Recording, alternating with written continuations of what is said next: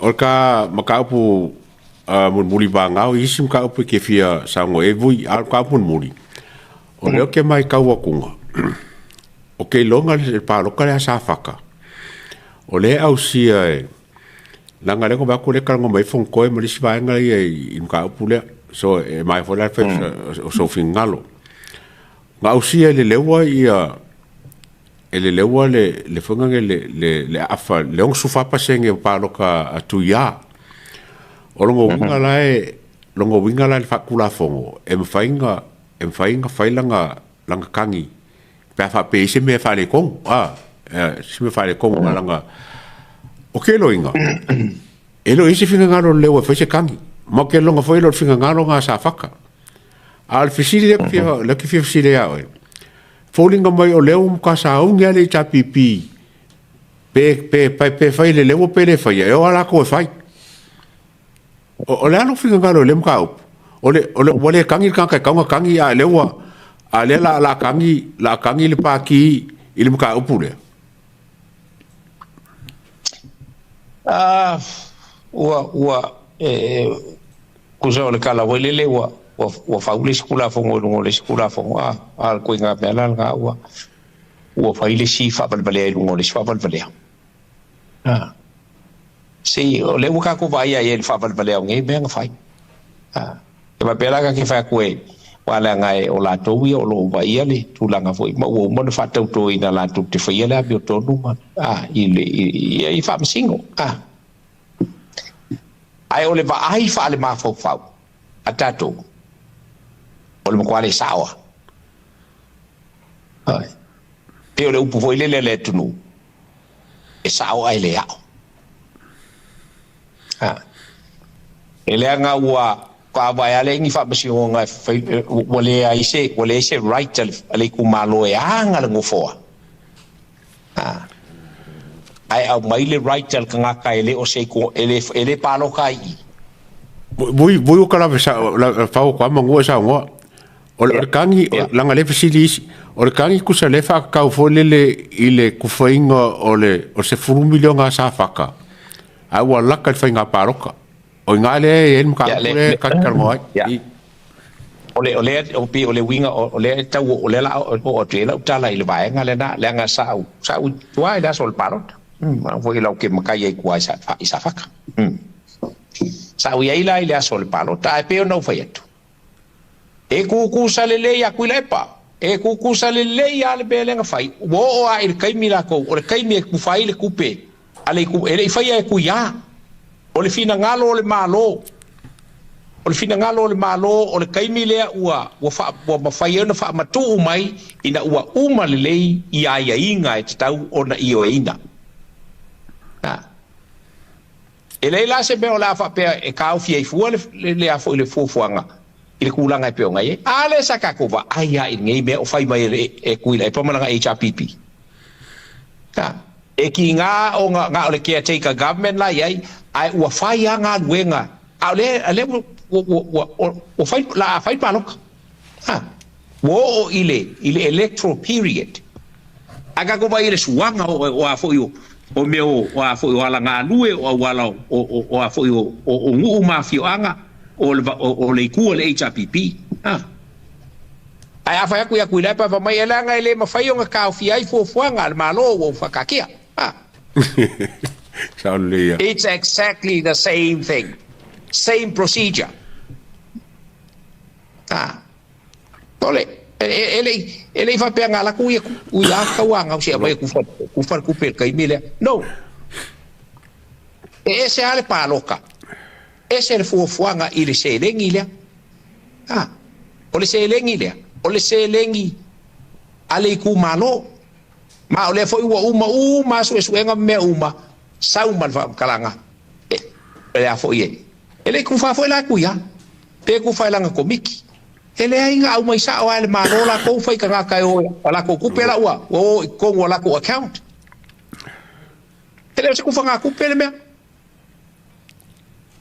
ole privilege akanga ka ole ku malo it is their right to this money O le lako ua ia ka kau i le kupe lea ua whakaakia mai e New Zealand e se fulu afe e alu i le kangaka o le kumalo o sa whaka. Pa ole mea ngā lenga wha umi o nga sa kau sue uma vai nga uma. A lea nga ua uma. O uma. Whai mai loa. E le ai e le kufa. Vai, sisira i le kufa le mano. La ngā kufa e fōringa o lau whai kufa ngā kupe. E le ai. Ele au mai a fua ia nga I lima o le ku o makai mo po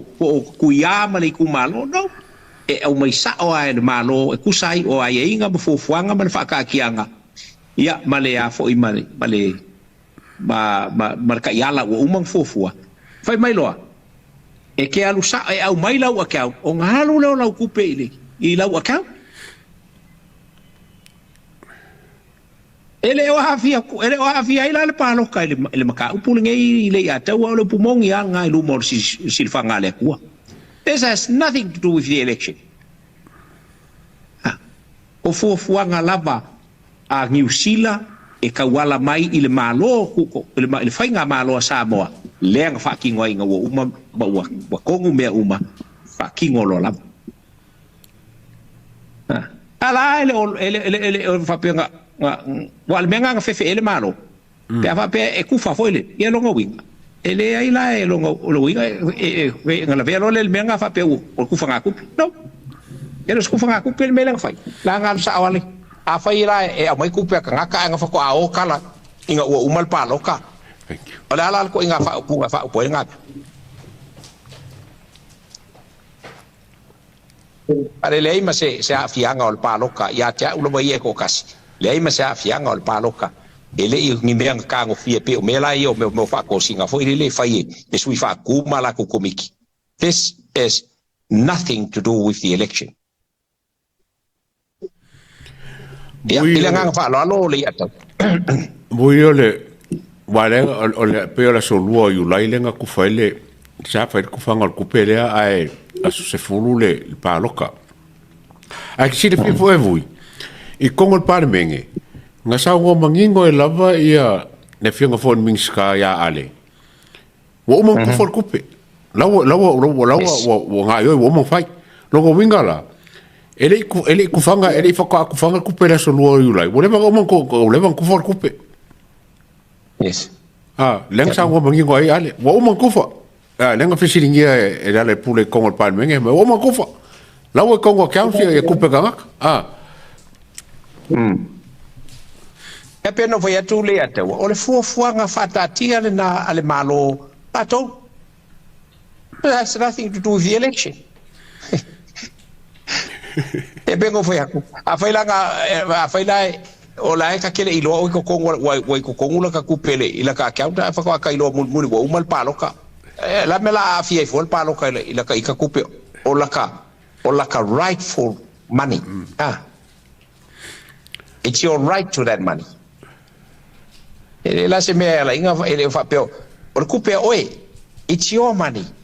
Ele o se kupe ku ya po lang komiki. See the difference. That's the difference. O me yo o afo yo o me o afo yo o petition isi e fai so. Ia o ngala wala ku ka komiki ave ele kupe ma. Ia pole sui fa ku walu ave kupe. Ele se fuanga ku ya mala ko miki ma la ko fai ele pe o fuanga le malo al kupe a mai yang New o le kupe e ai nga o ka ngaka la mau safaka o si la oye ele fa pela o nga a foi e nga o safaka ngumela lua ele fa pe mai nga safaka longa winga ele fai se palo ka safaka ngumela mo ala sa ko mawala ko kupe ai le palo ka il fai nga palo ka safaka ngumela lua sawa yeah there you go o kere e pare ko sa kai nga lua senge e el maka pulea ele lo senge se fun milionga Leai fa ko la kalua senge nga ile maka upu. So kala ngonga fa lua senge nga. o lo ngonga se fulu milio nga ele lua senge. E va kai na. Ai, ole nganga foi lele vui le kau kilo ye. Ola amaka nga fai ni fai nga fo. E mo kwa ve besi ile ku. Ole le kangi ole sui ole kangi. Ai kangi le paki. Ai o foi el paki de se la ko sui nga ko safaka. Ale la fa la vela vel mkaup. Ore, ia tu no wan fa fonga mai o tatu tu no. Ono le wo tatu ia i teimi o le malama mal tala le lei. Ana tupu me ia o kai mol pongsa. O si kau aku kuai fa na lili sa vai. Kala mo ia langa. Wa fa inga lo la ko sui filifilia. O ngal fa le lave fu ia i o kanga mai sa la fa ia le paloka ko le kumalo. Se sina o mea fo ia kakau si sina ko ia fionga ia li fa masingo man fa inga la ko. Man la ko interpreting o kula fongo nge. Pe o le se a fo se ko manga le lei ma wai ngai ko inga fai ni fai unga fa pe where on earth e ke ngofo mai lunga winga anga fa pe fala ka kisau ka ikai ka ke ngofo i Australia ka sau fai se lo inga fai fa ka fai mai i Australia wale ma fai mai ele sui mai sa vai ai fai ngai le ngofo o fale ali uno wala ka uso o swafa o le kumalo o kup yo lo nga winga ka pa pengo fa nga wasol pungsa e malama ka ya wali o ele aku fale ali ya o so ka sawa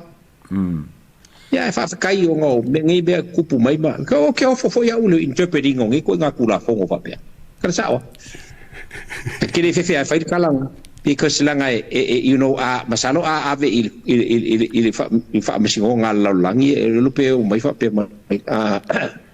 wa mako le mal bo ai mako ke ka mai fa piko il kula fongo o mako le lo fa senga le fa ngole ko nga se fa ai unga fa o le saur ka le chiku malo unless you are a member of the constituency then you have every right langa o constituency. Ya ada sawur ka mai le si kumalo la se fa lo ngala ko pe fa pe fa fo se la ko wa la ku le ka mai le si kumalo la ku fa ila kangi fa sanga ile la ko sui o fili e la ko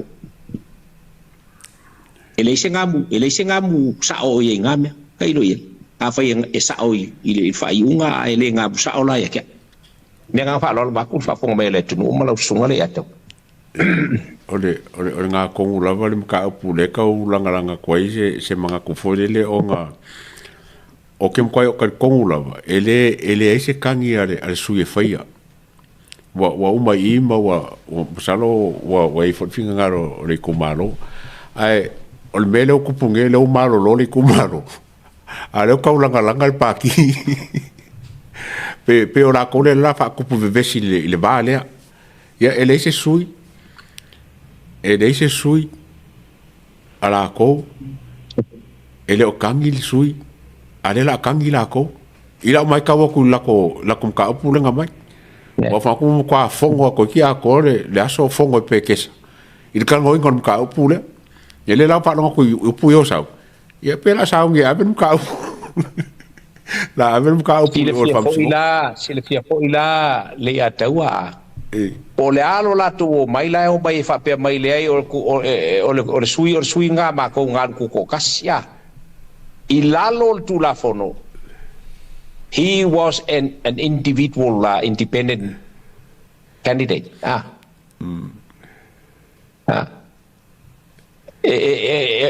uma ke u ko le au ya la ko o le fesili lo ku la fono pe a fa pe a fo ye sao alma fo o fa msingo ke foi o le fisili kulo o longa winga o ko la iska ka sol kula fo le e ko e ko ese le HRPP ese ia e ko kasi HRPP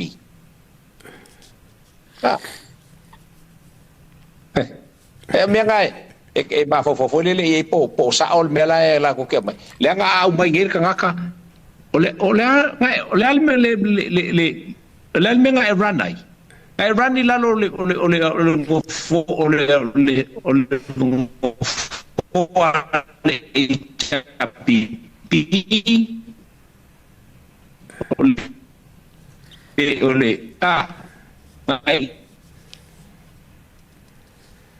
independent. Ele se me mention ele HPP la o seat o candidate seat nga yan o nga yan ku ko kasi kero nga wing e o moria ko mal suile a o le sui awa you know o ngi ka inga nga ya nga e ko moria ko mga ya you know kusa nga o le ngia inga le ile afo ile le electoral act ile run independent long ai HPP asali o me ka ko sole a pe la ka ku la ka ku ka ye ku e ngai me ma kasi ngai kula fongo vui ole makwa le ayo se kwa oi ma se pasuyo kula fongo le o fanga paroka ole foke lo inga le mai le fa o fanga ngo ka inga le al pa ki le fast ole ko kongun ka upule a ve fa mo inga e fasi suinga mo no vai ko ole kongo le fanga top 4 priorities ale fast kasi ngem ka upule fia bes o ole ka kikiro ngai e sole ko kikiale ko kiao le fanga ko kiam fanga kangi so nga me fanga e fanga kangi wakaunga nga babe se fofuanga ma moska ko lo vai ko ya ma se fo le ka kisa ngia ku pa ka le te wala officially tua I so batu fa fonga mai sama fi foi ka usanga le kula I mai le finga malo le HPP fast food mo ko pu ka usanga lu fu ko ka usanga ku le pa pe lu fu fa tu me fa penga man te sila fiala le atau o le fast food fo inga ka usanga o ranne se fa inga malo fa vale ka ko ke sila fianga kula I mai le HPP kula I mai le HPP faul kula fongo o finga palok ai o ku les kau sanga o uma fainga fam singonga o ku les kau sanga o ku faile le a foile ko amend le kula fongo nga e uma ku le term nga o ku amend fo ile ko amend le electoral act e o mai il kai milenga uma ku ngei le pa loka le faia inga ile HPP o amend la vale electoral act si la voi le fainga bulia le go le qualify ya le ka o le amendment act o le law yes e le winga le la fam kala e o kala I o la ko e ka mai e popoko fe la ko fa ilonga pat ko ka ule I se ku e running valley e fai kwa ava e ku e ko u ki ai la ko kula fonga fai ko sui o le usanga ko vai foi o swinga le fai e ko a fia foi la ko sui e o mai il usanga o anga fa pe fo lai malo mai le HPP o mar kai mi so le fa pe ngi fo la fo u ko e ko lo ke fo ya because their aim is to benefit HRPP e la ko ke le fauangi kula fongo inga ia benefit ai le ku but only in benefit of HRPP. Minga ngalo fam kalaka. Nga go ofisiria ko pe fia fo ka usanga lenga kula email HRPP. Ola fa yo ka usanga nga e ka u mai ngai. Ola fa fo nga ka usanga sui. No. E sui ai ka usanga u. O nga olea. Ole le mau ko ngui ala ko ia ko kula fo nga fai. O ngai umange e koe ukia I alako ia koe sui e lango fai ako o le sui nga muri ale ngai ile Amendment Act of 2020 lenga la vea ia le ngala ngo le bea ya e mo sile fi fo la ku nga fa ngo fi nga sui la nga sa ile power no vai ko lu ile chapipi mo ka mi kele la vai ka sanga kele la le nga reng fa ngo fi nga sui per sui nga pensingi per sui nga swau ole power nga lu vai ko which ole ka power nga le ka fa ka ko ole lu vai ko nga le ka fa ka ko e sui inga fa ko fa fo ia kula fongo ia esa ora so nga vui ko iki sui fa ni mar kausanga kasit kula fo onga le pao le lova ko no sai le chapipi a kongunga pasia le lova ko lu a le atawa a tonu na pasia le lova to o la ku kari kongunga nga ai aka ko wo e fa makala le vai ngol fa vai fai mai a fausia kula fongo ai fike nga i man fa vai o le ku e la foa il kula fongo ai fa ngan fa vai. So all these kula fongo fa wel HRPP le ka ku ki fa kali pe ye se mo se lo vai ko they ya vui le vai they are all unconstitutional. Danga ya e ke le afianga o kangaka ngu o le tunu wale wa afia ai le right le constitutional right al kangaka Samoa. Everything they did ya afia ai le constitutional right al kangaka Samoa, but only to benefit HRPP. Ya ulaya. Ele ka kawo kailo yai. Why wait for 2/3? When all these laws, fire HRPP, were all unconstitutional, it says very clearly maso se fa bayo se ku kem kalasi fai mai al kala nga afeke a faul kula fongo ai feke ngai male fa bai afke ngai nga wala se right kanga constitutional right al Samoa afke ngai nga so therefore e ka nga kongi sabia la ko kula fongo fai ai a mele ka ko ya pe lo malap ket fo oi ai fai ya wa pe ko ga folo ke fo kai mi wa o mai foi le ka kai mi marka fa so fa kai kele vui i lo fa ka simai ya mas foi lo sao il ka ko kala morge fiaf ya e ka fa mo kala sa o ele se wolo yang fa malaysia so se kula fongo lava e sui a unconstitutional e mo fai ka pinge ka nga se kula fongo nga onga ele fa baya ya o ko nga lo ya a me se foi official lo ya sili se langen nga foi ka upu le wo ronga ko a fai ele fa fonge so fa baya se kula fongo fai